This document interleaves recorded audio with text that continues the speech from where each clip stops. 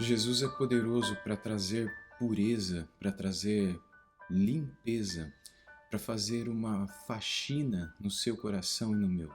Jesus é poderoso para tirar de dentro de nós todos os resquícios de maldade que ainda sobram. E esse processo vai continuar até o fim das nossas vidas. O apóstolo Paulo escreveu que aquele que começou a boa obra em nós há de completá-la até o dia de Cristo Jesus. Ele começou uma obra e ele deseja concluí-la na sua e na minha vida. Houve um momento na vida de Jesus quando ele, chegando na cidade de Jerusalém e entrando no templo, ele se deparou com toda a sorte de coisas sujas que aconteciam ali dentro.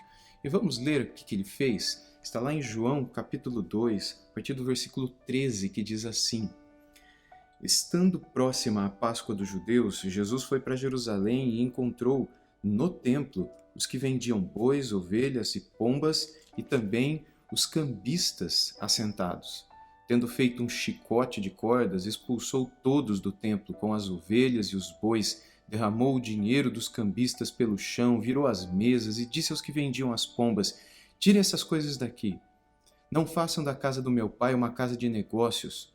Os seus discípulos se lembraram o que está escrito: O zelo da tua casa me consumirá. Então os judeus lhe perguntaram: Que sinal você nos mostra para fazer essas coisas? E Jesus lhe respondeu: Destrua esse templo, e em 3 dias eu o levantarei. Os judeus responderam: Esse santuário foi edificado em 46 anos, e você quer levantá-lo em 3 dias? Ele, porém, se referia ao santuário do seu corpo, quando Jesus ressuscitou dentre os mortos, os discípulos dele se lembraram que ele tinha dito isto e creram na Escritura e na palavra de Jesus. Aqui Jesus estava entrando de Jerusalém para mais uma das festas da Páscoa que ele costumeiramente participava e algo o incomodou dentro daquele templo. Algo incomodou dentro daquele lugar que no Antigo Testamento era chamado não só de casa de Deus, mas de casa de oração também, lugar de oração, lugar de intimidade, lugar de comunhão. E quando ele viu que dentro daquele lugar havia somente podridão, ganância, mentira, lucros excessivos, juros abusivos, toda sorte de aproveitamento da inocência das pessoas, Jesus se incomodou com a corrupção que havia dentro do seu templo. Isso fez com que ele fizesse aquele chicote e saísse virando mesas, derrubando coisas, abrindo gaiolas e fazendo com que os animais fossem soltos, os dinheiros caíssem ao chão e dessa maneira todo mundo ficasse assustado e ele lembrando todo mundo: a minha casa será chamada de casa de oração e vocês transformaram ela numa casa de bandidos. Ou seja, as pessoas ali não retrucaram com Jesus, embora com certeza elas não ficaram felizes com o que ele fez, elas não retrucaram. E por que não fizeram isso? Porque elas sabiam que o que elas estavam fazendo era errado. Elas sabiam que o templo não era o lugar daquilo. Elas sabiam que naquele lugar elas não poderiam vender aquelas coisas e que havia uma sacralidade naquele lugar, que deveria ser mantida a todo custo. Mas elas, mesmo assim, se aproveitaram da paciência de Deus, da bondade de Deus e continuaram a fazer toda sorte de coisas que jamais deveriam ter começado.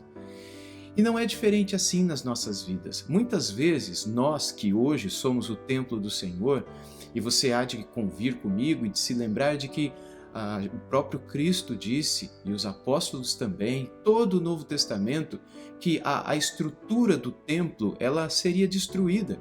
E aquele lugar, que era o lugar para onde o povo ia para ter comunhão com Deus, não existiria mais. Pouco tempo depois de Jesus fazer isso, ele teve um encontro lá em Samaria, quando ele estava voltando para Galileia, para Cafarnaum, para a região onde ele vivia.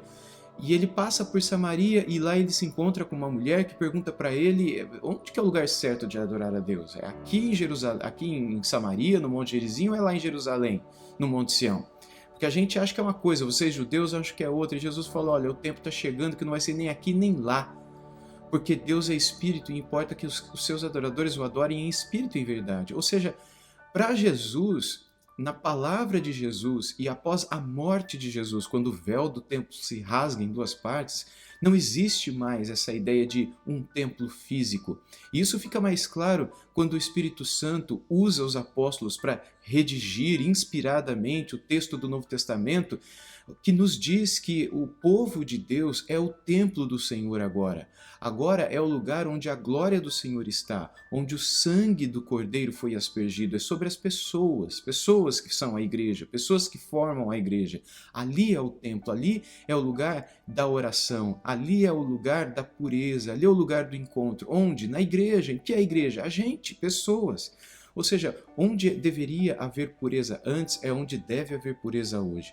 Se antes o povo se preocupava em que existisse pureza naquele lugar físico no Monte Sião, em Jerusalém, hoje o mesmo zelo consome o coração de Deus com relação ao lugar onde o Espírito dele habita. O mesmo zelo que fez Jesus pegar chicote, virar a mesa, soltar animais, expulsar aquelas pessoas dali, é o zelo de Jesus pelo seu templo hoje. E o que é o templo de Deus, o templo de Cristo hoje, o templo do Espírito hoje? Não é o templo físico, não é o lugar onde as igrejas estão, não é aquele lugar físico para onde as pessoas vão para se encontrar e adorar a Deus. São as nossas vidas. Muitas vezes nós nos confundimos com isso e achamos que não se pode vender coisas nas igrejas, ou que não se pode promover certos tipos de coisas nas igrejas pensando em lugar físico. Mas hoje aquele lugar ali não é nada. O que deve ser puro, e é isso que fica claro para nós no Novo Testamento, é a nossa vida, é o nosso coração. E pode ter certeza que se não existirem pureza, santidade, justiça, dignidade, virtudes dentro deste templo que é a sua vida e a minha vida, com certeza ele virá com o chicote na mão. Com certeza ele virá para executar a purificação. Por quê? Porque ele não gosta da gente? Não, porque ele tem zelo pela sua casa. Ele tem zelo pelo lugar onde o Espírito habita. Ele tem zelo por esse lugar que ele chama de lugar de oração. A nossa vida, o nosso coração é o lugar onde ele habita. E a nossa boca é a boca que deve glorificar e falar com ele. A nossa vida é o lugar da oração. O nosso corpo é um lugar de oração. O nosso corpo é um lugar de encontro com ele. É por isso que no nosso coração, na nossa vida, na sua vida, você se encontra, você ora, você jejua, você o busca, você o adora, porque você é parte do templo do Senhor hoje nesse mundo, junto de milhões e milhões de outras pessoas.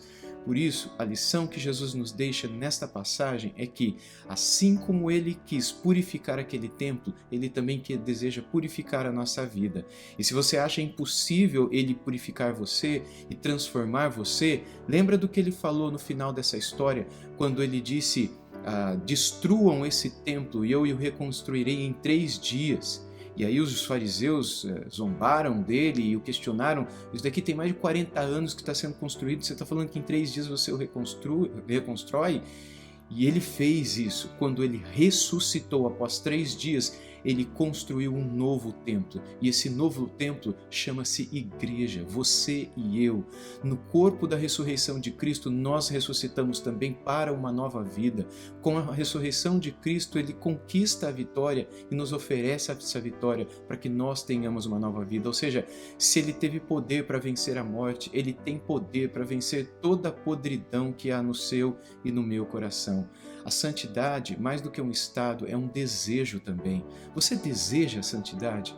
Você ora por isso? Você usa esse espaço que não é teu, mas que é do Espírito Santo de Deus para falar a Ele, para cantar a Ele, para se alimentar dele?